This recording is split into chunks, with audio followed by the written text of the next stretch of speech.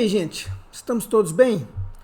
Vamos ao último vídeo sobre teoria de perturbação dependente do tempo. Só recapitulando o que a gente já fez até agora. A gente calculou taxas de transição em uns sistemas de 2 níveis. Adaptamos isso para estudar absorção, emissão e absorção em um átomo. E agora a gente vai calcular taxas de emissão espontânea.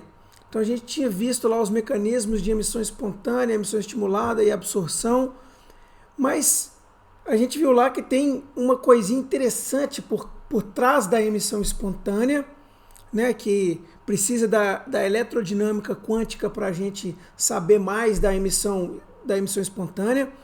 E aí a gente não tem matemática para trabalhar com ela. Nossa matemática ela fica para descrever a absorção e emissão estimulada. Só que o Einstein arrumou um jeito da gente calcular taxas de emissão espontânea sem precisar ainda lá da eletrodinâmica quântica, que só foi desenvolvida anos mais tarde.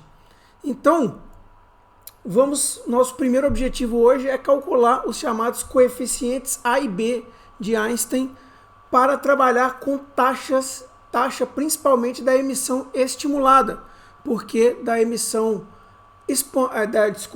espontânea, da emissão estimulada e da absorção, a gente tem matemática para isso, foi o que a gente viu nos vídeos anteriores. Então, o coeficiente A, apesar da gente ter a tendência de achar que existe, a gente estava falando de absorção, então o coeficiente A vai ser de absorção? Não. O coeficiente A vai ser o coeficiente, ele vai descrever a taxa de emissão espontânea. B vai ficar com emissão estimulada e absorção. Lembra que as equações que envolviam eles, que a gente já até sabe calcular, a matemática é a mesma, né? Então, B fica para emissão estimulada e absorção, A fica para emissão espontânea. Então, qual que vai ser o nosso ponto de partida? Considere que você tem um sistema que você tem N átomos em que Na estão no estado psi-A, lá do nosso sistema de 2 níveis, e Nb estão no estado psi-B. A gente quer calcular a variação temporal do número de partículas que deixa Nb que deixa psi-B e vai para psi-A por emissão estimulada. Então é isso que a gente quer. A gente quer taxa por emissão espontânea, a gente quer taxa de emissão espontânea, então a gente precisa determinar a variação temporal do número de partículas que deixa o estado psi-B e vai para o estado psi-A por emissão espontânea. Só que aí, vamos contar os 3 tipos, os 3 mecanismos. Tá? Nós vamos olhar para NB e vamos contar os 3 mecanismos. Então, como é que vai ser essa variação temporal de NB no tempo? Você vai ter um termo que vai descrever o número de partículas que deixa psi-B ou deixam o estado B por emissão espontânea, que vai ser simplesmente esse número vezes essa taxa. A é a taxa de emissão espontânea. Só que vai ter também o número de partículas, um certo número de partículas que deixam NB, que deixam o estado B por emissão estimulada. Nós vimos lá atrás que esse número é proporcional à densidade de frequências aqui a densidade de frequências que está envolvida a densidade de frequências que está envolvida, se relaciona com a luz que você está enviando para fazer esse estímulo, né? Porque lembra que a gente calculou lá no vídeo passado que o nosso estímulo aqui ele pode ser um conjunto, um espectro de frequências. Então essa aqui é a densidade de frequências associada a essa luz que tem várias frequências vindo em várias direções, que a gente viu lá no vídeo passado, tá? E a gente viu que essa taxa, a gente calculou ela, tá? A gente tá fingindo que a gente não sabe qual que é esse B aqui. E a gente sabe qual que é esse B aqui, a gente calculou isso no vídeo passado, ó. Vamos voltar lá atrás rapidinho. Foi o nosso último, aqui ó, a taxa de emissão estimulada. Então esse aqui que seria esse B aqui, ó, proporcional à densidade de frequências, taxa de com que o átomo passa do estado B para o estado A por emissão estimulada. Então a gente sabe sim quem é esse coeficiente B aqui. E por consequência, sabemos quem é esse aqui, porque a matemática é a mesma. Mas o Einstein não sabia ainda, tá? Então, vamos fingir que a gente não sabe.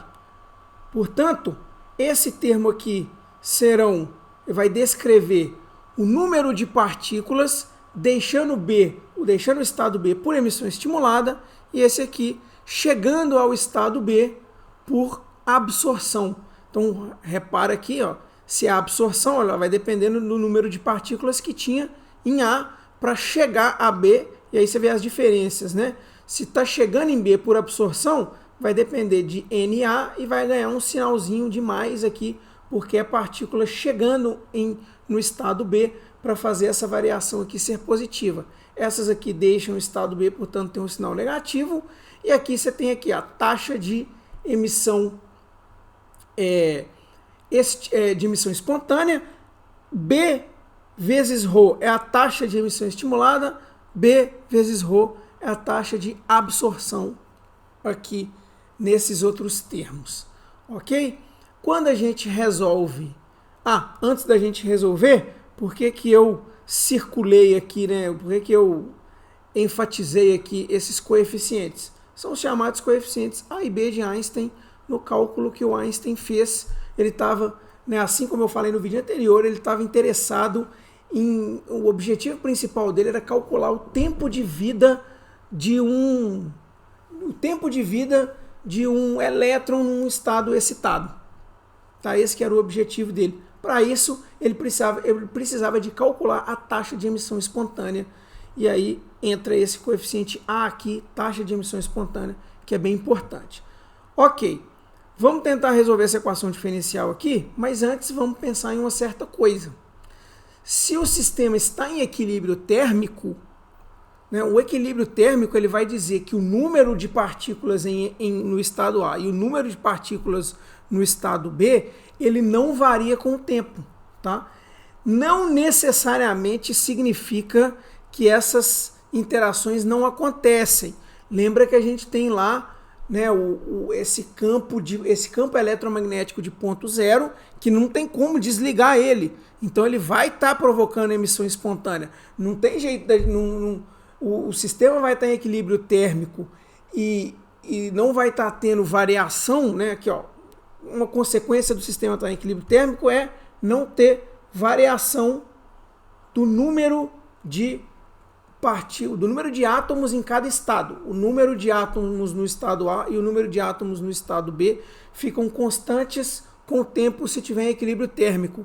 Cuidado, não necessariamente significa que não estão ocorrendo absorções, emissões espontâneas e emissões estimuladas. O que a gente fala com isso é que a taxa delas ao longo do tempo não varia. Tá?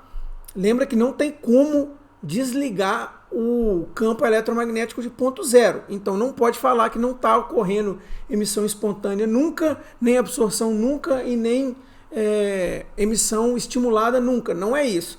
Esses processos eles ocorrem sim durante o tempo, mas eles ocorrem em uma taxa que o número de partículas em cada nível se mantém constante. Se o número de partículas se mantém constante, você vai ter aqui que o dNB dt ele é igual a zero. E aí, se você joga o zero do lado de cá, ó, você vai isolar o ρ de ômega e vai ter este resultado aqui. Mas por que nós estamos isolando o ρ de ômega zero se a gente está interessado, na verdade, é nesse A aqui? Porque a gente sabe da mecânica estatística duas coisas. Né? Aliás, a gente sabe uma coisa da mecânica estatística e uma coisa de um cálculo do Planck, né? Um dos cálculos do primórdio da da mecânica quântica a gente vai elaborar em cima de resultados prévios, tá? Então a pergunta que a gente vai resolver, que eu vou responder agora é: por que eu isolei Rho e não isolei A? Vamos pegar resultados prévios. Da mecânica estatística, a gente sabe que essa razão aqui, NA por NB, ela é, aliás, NA, né, o número de partículas no estado psi-A, é proporcional ao que a gente chama de fator de Boltzmann, essa exponencial decrescente aqui, que tem a ver com a energia do estado e com o constante Boltzmann, né? E sabemos também, aí a gente, se NA é proporcional a essa exponencial, NB vai ser proporcional a essa exponencial aqui. Portanto, a gente pode arrumar NA sobre NB como uma exponencial que depende do ômega zero. Por quê, né? Porque o que a gente usou aqui? Que EA menos EB é H cortado ômega zero. Tá? Então a gente usou um resultado da mecânica estatística, a proporcionalidade entre NA e a o chamado fator de Boltzmann. E aí a gente vai usar um outro resultado. A fórmula de Planck para radiação de corpo negro, depois que o Planck resolveu a catástrofe do ultravioleta e encontrou a densidade de energia ou de frequências para o espectro do corpo negro, ele achou este resultado aqui, ó. Esse aqui é o resultado do Planck. Tá bom? E o que isso significa? Para a gente ter a chance de ajustar essas constantes aqui, para obter o resultado do Planck, você obriga PAB ser igual a BBA, para que a gente possa ter esse termo aqui embaixo, né? Colocar ele em evidência aqui e ter esse termo aqui, fator de Boltzmann menos 1. Certo? Então, o que tem a ver uma coisa com a outra? Ué, isso aqui, essa densidade de frequências aqui, traduz, né, a radiação de um espectro de frequências que vai estar, ele tem que ser obrigatoriamente proveniente de algum lugar, né? E o Planck tinha determinado que um corpo negro irradiando um certo espectro de frequências tem, ele tinha chegado nessa equação aqui, quando ele resolveu a catástrofe do ultravioleta lá e os problemas que a gente estudou do experimento de Rayleigh-Jeans, né? Que não batiam com a matemática que se tinha para tentar descrever a radiação de corpo negro. Certo? Então, para uma coisa ter a ver com a outra, né, aliás, uma coisa tem a ver com a outra. Para a matemática corresponder, você tem que ter duas coisas. Essa igualdade entre BAB e BBA e a taxa de emissão espontânea valendo isso aqui, que repara que ela depende, né? A taxa de emissão espontânea depende da taxa de emissão estimulada ou de absorção. Então agora vamos tentar interpretar esse resultado aqui. Né? Quais são as conclusões preliminares que a gente chega?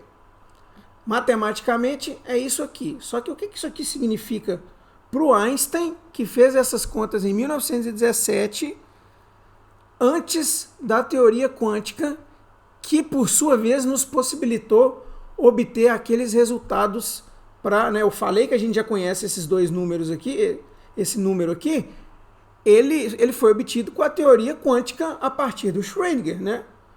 Como é que nós obtivemos isso? Teoria de perturbação dependente do tempo, feita ali, né, aplicada na teoria de Schrödinger. Então, que conclusão que o Einstein chegou antes da teoria de Schrödinger? Que a taxa de emissão a taxa de absorção aqui, ó, passar de A para B, taxa de absorção tinha que ser igual à taxa de emissão espontânea, passar de B para A. Então ele entendeu que previamente que o mesmo mecanismo que permite a absorção, passar de A para B, estimula o decaimento de B para A, que na época ninguém tinha a menor ideia, né? Era muito contraintuitivo você achar que o fóton que estimula o elétron a passar do nível A para o nível B pode também estimular o decaimento. Isso não era, não se tinha a dica que, apesar de que se conheciam espectros de absorção, espectros de emissão, não se sabia que o mecanismo da emissão estimulada, né, o mecanismo, né, um dos mecanismos da emissão o mecanismo da emissão é a perturbação via fóton, do mesmo jeito da absorção. Tá? Ninguém tinha ideia que esses dois mecanismos que em princípio parecem diferentes, a absorção e a emissão, eram gerados pela mesma coisa, um fóton incidindo. E aí o Einstein, antes da teoria quântica, já tinha dado essa dica, em 1917. E aí quando a gente combina a ideia do Einstein com o que a gente já tem para descobrir quanto que vale A, esse carinha aqui, nós conseguimos calcular na aula passada, né? Nós fizemos esse cálculo aqui, então o BAB e o BBA, eles são simplesmente o que a gente tem aqui atrás, tá? Aqui um pequeno erro, vou colocar o 3 aqui artificialmente, porque aqui, esse resultado aqui, ele não está ponderado pela a luz incidente em todas as direções, né? Eu peguei a equação errada aqui. Agora, ó, você acabou de ver o 3 entrar ali para corrigir essa equação. Então, beleza. Já com o 3 aqui no lugar dele, você vê que o BAB e BBA que a gente tem aqui antes do ρ ômega 0, aqui, né? Ó. Se isso aqui vai ser a taxa de emissão estimulada, isso aqui vai ser a taxa de absorção, você entende que o BBA e o BAB valem isso aqui, por consequência, essa aqui é a taxa de emissão estimulada que a gente estava procurando. Então, calculamos aí os coeficientes A e B de Einstein, lembrando que A, taxa de emissão espontânea, BBA e BAB, emissão estimulada e absorção.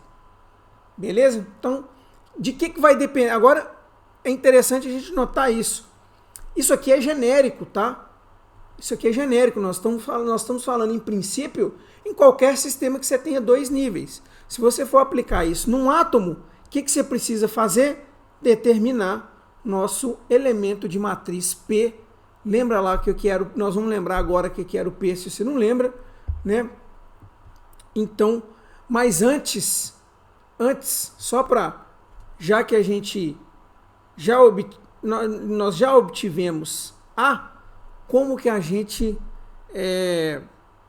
calcula então a taxa o tempo de vida do estado excitado que a gente tanto quer, tá? Então, para fechar, coeficientes A e B de Einstein calculados, depende do elemento de matriz, e é essa dependência no elemento de matriz que vai variar de sistema para sistema. Nós temos uma equação genérica, cada sistema vai se comportar de um jeito, cada sistema vai ter elementos de matriz diferentes aqui para você trabalhar.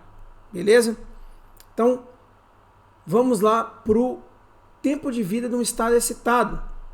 Se eu falar exclusivamente da taxa de emissão espontânea, agora que a gente já tem o coeficiente A, que é esse aqui, vamos imaginar N átomos em que a gente tem NB de T no estado excitado. Como resultado de emissão espontânea, a variação desse número no tempo vai seguir essa aqui. Mesma coisa, mesma equação que a gente tem da vez passada, né? dNB dt menos ANB. A gente só tirou a emissão estimulada e a absorção porque a gente não está interessado mais. Queremos saber só a emissão espontânea, porque é ela que vai determinar o tempo de vida de um estado excitado. Você vai supor que você deu energia, um elétron subiu para o estado excitado e você não vai mexer nele mais. Então não tem emissão, não tem absorção. Eu quero saber o quanto tempo que ele demora, né? Qual é o tempo de vida dele lá naquele estado, porque ele vai decair por qual mecanismo? Emissão espontânea. Então, coloquei só a emissão espontânea na equação, resolvi para NB e percebi que você tem um exponencial decrescente aqui, em que 1 sobre A vai ser o tempo de vida, é o coeficiente, né? A é o coeficiente associado ao decaimento ao quão rápido decai essa exponencial. Então, em alguns casos ali, quando você vai estudar radioatividade, por exemplo, né, esse coeficiente aqui está associado à meia-vida, por exemplo, né? São outros exemplos de você usar o tempo de relaxação em um circuito RC, por exemplo. Então, essa exponencial decrescente aqui, esse carinha aqui antes da exponencial decrescente, está associado com o quão rápido que ela decai, né? E o número de átomos, ou de elétrons, ou de átomos aqui no estado B vai decair com essa taxa, né? Com essa exponencial decrescente aqui. E aí é conhecido da matemática que esse carinha aqui vai te dar o quão rápido essa exponencial decai. Portanto, a taxa de emissão, o tempo de vida, né, do estado excitado é dado por 1 sobre A. Então, se você tiver um átomo com muitos elétrons, você não vai ter sempre o mesmo decaimento, né? Você tem lá um átomo de muitos elétrons, você deu energia, você elevou alguns, né? Você jogou alguns elétrons para estados excitados, mas não é que está todo mundo caindo do mesmo ponto inicial para o mesmo ponto final. Você vai ter elétrons caindo de um nível n igual a 3 para n igual a 2, outros caindo de 2 para 1, outros caindo de 3 direto para 1, que pode acontecer também. Então, se você em um átomo com muitos elétrons, você tem várias taxas de emissão espontânea. E aí, se você quiser saber o tempo de vida de um determinado estado excitado, em que você jogou vários elétrons lá para cima, cada um vai ter a sua taxa específica e você calcula desse jeito aqui, caso você tenha um átomo de muitos elétrons e você jogou alguns deles para o estado excitado, tá bom? Então, conseguimos chegar na equação para calcular o tempo de vida de um estado excitado, baseado no que a gente calculou para a taxa de emissão espontânea. Nosso objetivo seguinte vai ser entender algumas regras de seleção ou algumas transições permitidas ou proibidas nessas subidas e descidas por absorções e emissões. Então, olha só, a gente reduziu o cálculo de taxas de emissão espontânea e de absorção de emissão espontânea, de emissão estimulada, de absorção. Nós reduzimos isso ao cálculos de elementos de matriz dessa forma aqui, que estão lá presentes lá no P, no nosso momento de dipolo, né? Esses elementos de matriz, eles estão presentes, né, lá nas equações que a gente chegou. Aí, você vai fazer o seguinte, para aplicar isso, para ter um melhor entendimento de como aplicar essas taxas em sistemas quânticos, você vai fazer o exemplo 9.1, que vai descrever transições entre níveis do oscilador harmônico quântico, tá? E aí você vai chegar na potência irradiada por um por um elétron lá, por uma partícula que decaiu que sofreu transições num oscilador harmônico quântico. E você vai comparar com o caso de uma carga elétrica oscilando em um oscilador harmônico clássico. Então esse é o exemplo 9.1. Você entende que toda a nossa teoria matemática ela é genérica até então. Você só estabelece um determinado sistema quando você faz esse tipo de conta aqui. O exemplo 9.1 é bom para entender isso, tá? Que mais? Se a gente for levar cálculos desse tipo para o hidrogênio, no exemplo 9.1 são níveis do oscilador harmônico. Só que se a gente for pegar um sistema mais real, exemplo, átomos de hidrogênio, como sempre, você vai ter que fazer esse tipo de cálculo aqui, ó, porque as autofunções vão ser os πcnLm do capítulo 4, tá? Só que aí, fazer esse tipo de conta aqui para o átomo de hidrogênio é trabalhoso e alguma delas dão zero, tá? Como saber isso de antemão? Quais que dão zero e quais que não dão zero?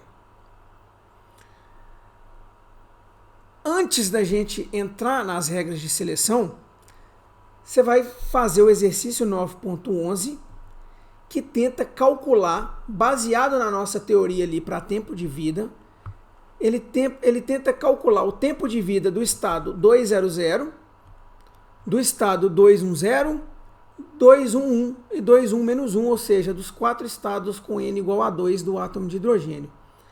Você vai fazer, se você fizer o cálculo para o 200, cálculo do tempo de vida, você vai ver que esse tempo dá infinito, ou seja, não pode ter uma transição do 200 para o 100. Se você tentar fazer o cálculo para os outros, para o 210, para o 211, para o 21-1, você vai achar o mesmo tempo de vida, 1.6 10 a menos 9 segundos, ou 1.6 nanosegundos. Por que isso? Você tem claramente uma transição proibida do 200 para o 100 e transições permitidas dos outros para o 100.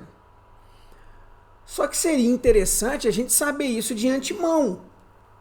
Quais dessas transições, para sempre que a gente precisar de entender tempo de vida de um nível para o outro, a gente não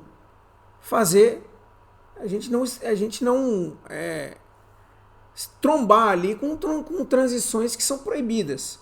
Então, se existem transições proibidas, né, que não vão ocorrer, é melhor a gente formular uma teoria para entender de antemão quando é que elas podem ocorrer e quando é que elas não podem. São as chamadas regras de seleção. E aí nós vamos fazer o seguinte. Você vai fazer o exercício 5, o 9.11, ainda sem as regras de seleções, para calcular esses tempos de vida. Tá? Mostrar que do 200 para o 100 dá infinito e os outros dão 1.6 nanosegundos. E agora depois disso, a gente vai entrar nas regras de seleção. Como determinar quais transições que não podem ocorrer? Você vai fazer o seguinte, você vai lembrar destes comutadores aqui, lá do capítulo 4. O resultado desses comutadores aqui. Você vai lembrar que o operador LZ aplicado na função de onda πcnLm cospe o alto valor mh cortado. E aí você vai fazer o seguinte, sanduichar todos esses carinhas aqui com N', L', M', NLM nessas equações aqui. Sanduícha ele aqui, aí é claro que você tem que sanduichar o outro lado da equação também. Você vai repetir isso para essas 3 equações aqui e vai trabalhar com as relações entre N', L', M' para NLM. E aí, Quando você trabalha com esses caras aqui, você vai encontrar regras de seleção para M e M', que serão as seguintes. O delta M, ele pode ser mais ou menos 1 ou 0. Então, por exemplo, Psi210 pode fazer a transição para Psi100 no que diz respeito ao M?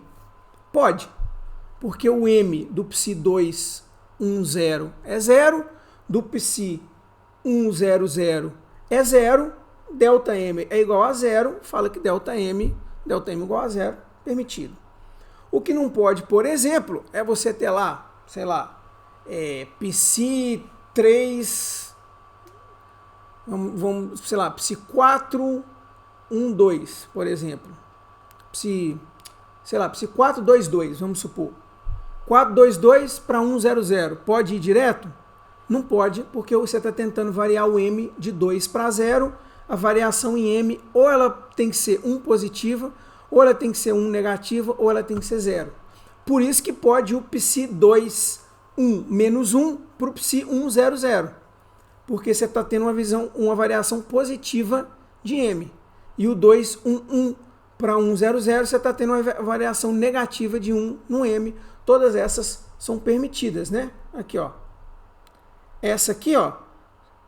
Como que é o seu delta M? Seu delta M aqui, ó. Final 0, menos inicial menos 1. Seu delta M é 1, então pode. Como que é aqui, ó? Final 0, inicial 1, variação menos 1. Menos 1 pode também. E aqui, 0, 0, variação 0, pode também em M. Tá? Só que a gente tem que lembrar que você não tem que olhar só para a variação em M, né? Nós vamos ver que tem regras de seleção para L também. Então, trabalhar com esses sanduíches de comutadores com NLM é o seu exercício 6 e mostrar que para que ocorra uma transição, a variação em M tem que ser mais ou menos 1 ou 0. Como que você vai fazer para envolver L e L'? Você vai precisar de lembrar isso aqui, lá do capítulo 4, nessa equação de alto valor para L2. Você vai usar essa relação aqui, que é pedida como exercício desse capítulo, mas é um exercício muito longo, que acaba se reduzindo a contas intermináveis, e aí passa a ser mais um exercício de cálculo, mas enfim. Se você quiser fazer, pode fazer, mas eu não vou pedir como obrigatório. Quando você prova essa relação aqui, você usa essa relação aqui para o sanduíche de NLM, entra com NLM do lado de cá, entra com NLM do lado de cá e lado de cá. E aí você, trabalhando com essa equação, você vai chegar à conclusão que o ΔL tem que ser mais ou menos 1. Olha só, ΔL igual a 0 não pode. Por isso que passar do 200 para o 100 não pode, porque o ΔL seria 0. Certo? Então você tem uma transição proibida aqui. Esse é seu exercício 8, seu último exercício do capítulo 9. E para resumir isso tudo, que ficou muito confuso, sei que ficou muito confuso agora, também é porque a gente não fez as contas, né? Ao fazer as contas, que você vai fazer nos exercícios 7 e 8, vai dar uma esclarecida maior. Por que ΔM tem que ser mais ou menos 1 ou 0, e por que ΔL tem que ser mais ou menos 1. Mas o resumo disso tudo está nessa figurinha aqui, ó. Onde tem uma setinha é transição permitida. Então, por exemplo, o cara pode decair do N igual a 4 com L igual a 0 direto para cá? Não tem setinha aqui, né? Então não pode. Por quê? Porque esse nível aqui, ele é 100. E se eu for do 400, por exemplo, para cá, não vou poder, porque não tem variação em L, né? O ΔL daqui para cá é 0 e essa transição é proibida. Mas ele pode vir daqui para cá, Pode. Porque aqui eu tenho o 2, 0, e aqui eu tenho o 2, 1, né, no caso. Né, o L igual a 1. Se eu for para o nível 2, que tem L igual a 1, eu vou ter uma variação de menos 1, então pode. Aqui pode. Tá? Para cá pode? Não pode, porque estou indo de 400 para 200. Não pode. E assim sucessivamente. Ó. Por exemplo, se eu tenho L igual a 3, eu posso decair para L igual a 2? Posso, porque a variação 1 é 1. Eu posso ir de L igual a 3 para L igual a 1? Não posso de jeito nenhum. Então não tem setinha conectando nem aqui e nem aqui. E assim por diante. Tá? Essas aqui são as transições permitidas e proibidas em L a partir do resultado que a gente acabou de obter aqui para ΔL igual a mais ou menos 1. É isso que quer dizer, pelo menos em L, que é um pouquinho mais complicado, quais transições que são permitidas, proibidas e permitidas. Se a transição for permitida em L, você ainda tem que passar para o M, tá? Para saber se você pode fazer a transição ou não, usando as regras de seleção lá do M. Beleza? Então esse é o fim do capítulo 9. Discutimos toda essa parte de teoria de perturbação dependente do tempo, né, que faz parte da chamada dinâmica quântica, onde você não considera mais que o potencial lá da equação, a energia potencial lá na equação de Schrödinger, ela é independente do tempo, não, ela passa a ser dependente do tempo. É a única maneira da gente estudar transições entre níveis de energia, e isso mostrou para a gente uma série de resultados, entre os mais importantes: discutir emissão espontânea, emissão estimulada, absorção, taxas de transição, tempo de vida de um estado excitado. Então, ficamos por aqui. Esse vídeo foi um pouquinho mais rápido, mas é o fim do capítulo 9. Daqui para frente a gente passa para a teoria de espalhamento e fecha após a teoria de espalhamento, a gente fecha essa parte de mecânica quântica 2, pelo menos de acordo com os tópicos que o Griffiths discute no livro dele de Introdução à Mecânica Quântica. Tá bom? Então, até o vídeo já lá na teoria de espalhamento. Até lá.